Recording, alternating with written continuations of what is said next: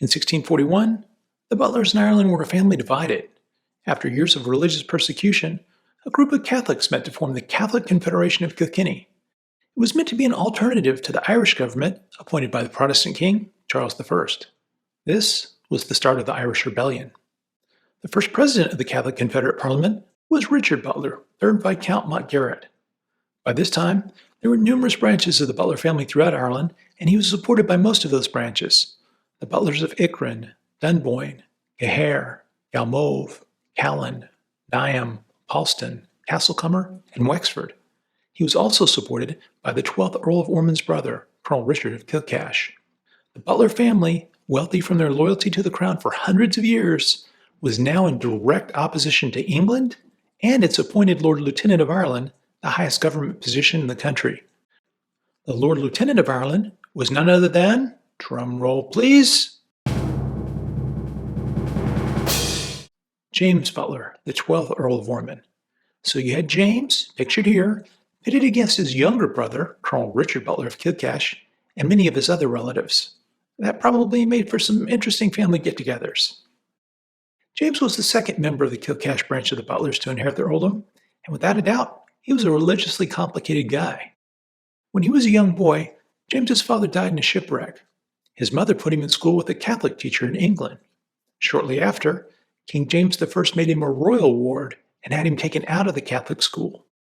He was put in the care of this man, George Abbot, the Archbishop of Canterbury, to be brought up as a Protestant. Now, during the reign of King Charles I, Protestant Catholic tensions escalated. Whilst Catholic family members in Ireland were having their land confiscated and being discriminated against because of their religion, James was living his best life as a Protestant under a Protestant king. In 1642, his title was upgraded from the 12th Earl of Ormond to the Marquess of Ormond.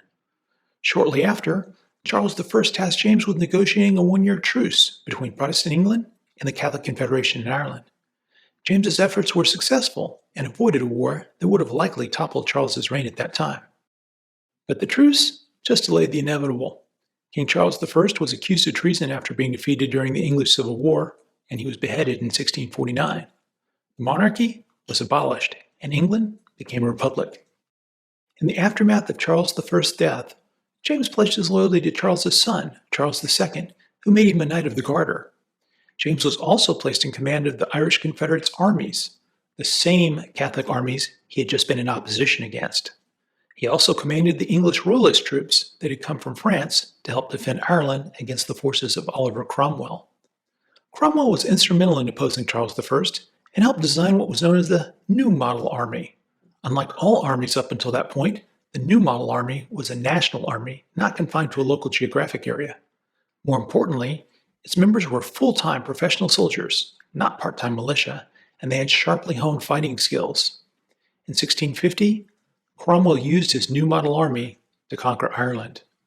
Having removed all significant military opposition, Cromwell became the most powerful man in England and Ireland. Cromwell's conquest of Ireland had devastating consequences. Seeking to punish Irish Catholics for their rebellion, Cromwell had their lands confiscated and reallocated to his supporters. Thousands of Irish Catholic aristocracy and gentry were exiled, and others were uprooted and sent to other areas of Ireland where the land was largely barren and unproductive. The Butlers, leaders of the Irish Rebellion, were especially singled out. Kilkenny Castle and all the Butler property that had been accumulated over a period of 600 years was confiscated, gone. Many Butlers were driven from their homes and sent to County Clare and counties in the province of Connacht. James remained extraordinarily loyal to Charles II throughout Cromwell's reign over the new Commonwealth. He and Charles moved to Europe and lived there in exile throughout the 1650s. James spent a vast amount of his own fortune in support of Charles II and continued to work on his behalf. He was one of only 2 signatories to the Treaty of Brussels, which established an alliance between Royalists and the Spanish court. He also literally risked his life for Charles by disguising himself and sneaking back into England to gather first-hand intelligence that might be helpful to Charles. As fate would have it, Cromwell died of natural causes in 1658. He was briefly succeeded as Lord Protector by his son, Richard, but Richard didn't have the power his father did, and he was forced to resign the following year. This void paved the way for Charles II to return from exile and restore the English monarchy in 1660. This image shows what it looked like the day Charles II and James Butler ended their exile in Holland and returned to England. After assuming the throne, Charles II wasted no time in rewarding James for his loyalty and service, and he once again became an important figure in English and Irish politics. James was made Lord Steward of the Household, Lord Lieutenant of Somerset, High Steward of Westminster, Kingston, and Bristol, Baron Butler of Lay Anthony, and Earl of Brecknock. In 1661, he was created Duke of Ormond in the Irish peerage, named Lord Lieutenant of Ireland for a second time, and made Lord High Steward of England. To give you an idea of where the title Lord High Steward ranks in the hierarchy of England, it's above the Lord Chancellor and the Prime Minister. So James Butler was extraordinarily influential in shaping the course of England and Ireland during that time. Along with his titles and government positions, James, remarkably, was also able to recover his estates in Ireland and was given large land grants. By 1670, he had over 58,000 acres in Kilkenny. Combined with more than 31,000 additional acres owned by his relatives, Viscount Mountgarrett and Viscount Galmoy, the Butlers owned a significant part of the province of Leinster. The Butler dynasty was restored. James Butler, 1st Duke of Ormond, died in 1688 and was buried in Westminster Abbey. In the 11th edition of the Encyclopaedia Britannica, it was said that with him disappeared the greatest and grandest figure of the times, a man of Plato's grand nobility, an inbred greatness, innate honesty, a man not formed of accidents and whom misfortune might oppress, not overcome who weights himself not by opinion, but conscience of a noble action. When you read about the 1600s in England and Ireland, and especially Protestant Catholic relations during that time, James Butler is a central figure. For those that want to take a deeper dive, there are several biographies that examine his life in detail. James had 8 sons and 2 daughters, but at least 4 of them died young. Among his sons, Thomas, pictured here, became the 6th Earl of Ossory. Richard, pictured here, became the Earl of Aaron. Another son, John, became the Earl of Gowran. After the death of the 1st Duke of Ormond, whose oldest son and heir predeceased him, the hereditary title was passed to James's grandson, who was also named James. James Butler, 2nd Duke of Ormond, was also known as Baron Butler in the English peerage and the 7th Earl of Ossory in the Irish peerage. Like his grandfather, the 1st Duke, James was a Protestant, a Knight of the Order of the Garter, and Chancellor of Trinity College, Dublin. He also had the added responsibility of being the Chancellor of the University of Oxford.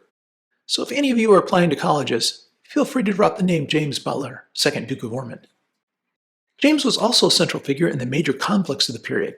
He led troops in the Monmouth Rebellion, the Williamite War in Ireland, the Battle of the Boyne, the 9 Years' War, and the War of Spanish Succession, just to name a few.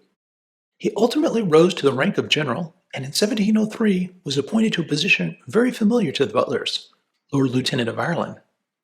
In 1715, James's military position put him front and center in the Jacobite Rising, which sought to make the House of Stuarts, James Francis Edward Stuart, the king in place of George I, who happened to be a member of the House of Hanover. James had ties to the Jacobites, mainly through his cousin Piers Butler, 3rd Viscount Galmoy, who had been a member of the Jacobite Irish Army. Because of his association with the enemies of King George, James was stripped of his military posts and impeached for high treason in June of that year. Instead of waiting in England to stand trial and possibly be acquitted, he did what his grandfather had done and went to Europe to live in exile. This resulted in the forfeiture of his estate. All of his English names and armorial bearings, including his banner that hung in St. George's Chapel as a Knight of the Garter, were removed. This was followed by an act passed in the Parliament of Ireland that eliminated the regalities and liberties of the County Palatine of Tipperary. It also established a £10,000 reward for James's apprehension should he attempt to re-enter Ireland. This is James in his later years. After spending some time in Spain, he died in exile in Avignon, France, 30 years after the Jacobite Rising. His only surviving child, Lady Elizabeth Butler, died unmarried. The Butler dynasty had seen similar setbacks and come back stronger, but this time would be different. While some branches of the family would stay in Ireland and England and live influential lives, other branches of the Butler family had a new world to conquer. Charles Butler was the youngest brother of James, the 2nd Duke of Ormond, and was next in line to inherit the Butler family titles when James died. But because James's titles were forfeited after the Jacobite Rising in 1715, It was assumed that there were no titles for Charles to inherit. In reality, this wasn't the case. The title forfeiture enacted by the Parliament of Great Britain only applied to James's British titles in the peerage of England and Scotland. James's Irish titles, including the Duke of Ormond, remained intact and technically passed to Charles when James died. But here's the kicker. He never knew it. He thought all of James's titles had been forfeited, so he never had the use or benefit of those titles. Despite the lack of knowledge about his hereditary Irish titles, the title Earl of Aaron was recreated for Charles in 1694. The title was originally created for Charles's uncle, Richard Butler, who had bought the Aran Islands, which are a group of 3 islands off the west coast of Ireland, constituting an area of about 18 square miles. Imagine how much those islands are worth today. Charles was also created Baron Butler of Weston in the county of Huntingdon, which is now the county of Cambridgeshire, in the peerage of England. Eventually, Charles did become a duke in his own right, sort of. In 1722, James Francis Edward Stuart created Charles Duke of Aaron in the Jacobite peerage of England. Of course, there was a big difference between the officially recognized peerage of England and the unofficially recognized Jacobite peerage of England. Despite Charles's Jacobite history, he was able to convince the English Parliament to let him buy the second Duke's forfeited Irish estates, which were then in the possession of the crown. So the Butler family still had a strong presence in Ireland, but they had significantly less influence. Charles married Elizabeth Crewe, shown here, the daughter of the second Baron Crewe, but their marriage was childless. He lived to the ripe old age of 88 and was buried at St. Margaret's, Westminster, with all the honors of both England and Ireland. But when he died, the Earldom of Aaron, the Barony of Butler of Weston, and the Dukedom and Marquisate of Ormond died with him. Had Charles and other Butler family members known that the hereditary Irish titles Earl of Ormond and Earl of Ossory were still valid, they would have passed down to John Butler of Kilcash, who was the next in line to inherit. Instead, the titles remained dormant. So John Butler of Kilcash is considered the de jure 15th Earl of Ormond and 8th Earl of Ossory, which would have been news to him.